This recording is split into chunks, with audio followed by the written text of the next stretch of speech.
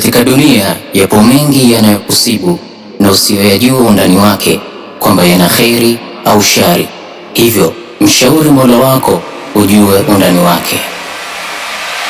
Leo niseme na wewe, ndugu yangu wa imani, nisikize uelewe ujumbe huu makini, na kupa kwa ihisani, pokea kama zawadi. Ewe ndugu wa imani, chukua utafaidi. Kesho yako fumbo kwako, hujui yako hatima.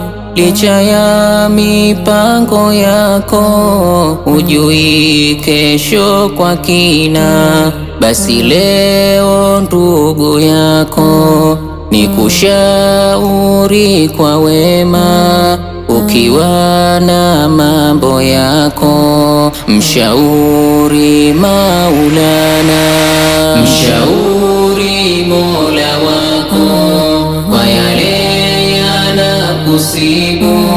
Mkabidhi mambo yako, atakupa zuri jibu. Ondoa minuniko kwa hayo yanakusibu. Tambua ye Mola wako anayo yote majibu. Wenda walipenda jambo likawa ni shari kwako, laweza kuwa ni fimbo ya kumiza moyo wako. Usiufuate mkumbo kutoka moyoni mwako. Maisha kwako ni fumbo, kufumbua ngumu kwako. Mueleke Manani, hilo ndilo jambo zuri. Mshauri kwa imani, ataifichua siri. Mola hujua bayani, ya kheri nayo ya shari. Mkabidhi mikononi, vyema atakushauri.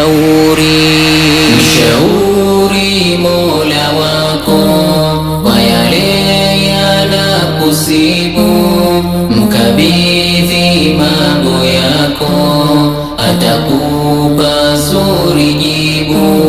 Ondoa minuniko kwa hayo yanakusibu. Tambua ye Mola wako anayo yote majibu.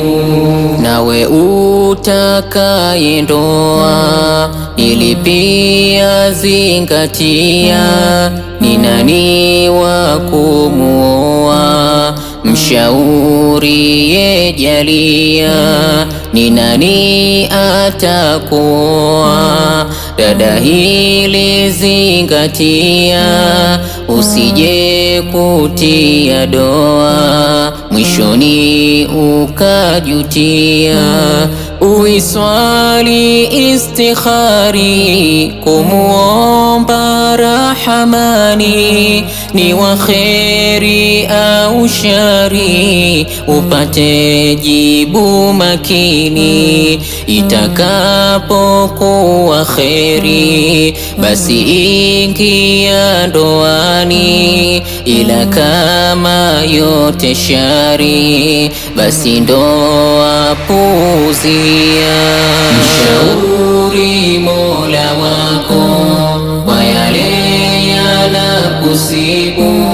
Mkabidhi mambo yako, atakupa zuri jibu. Ondoa minuniko kwa hayo yanakusibu. Tambua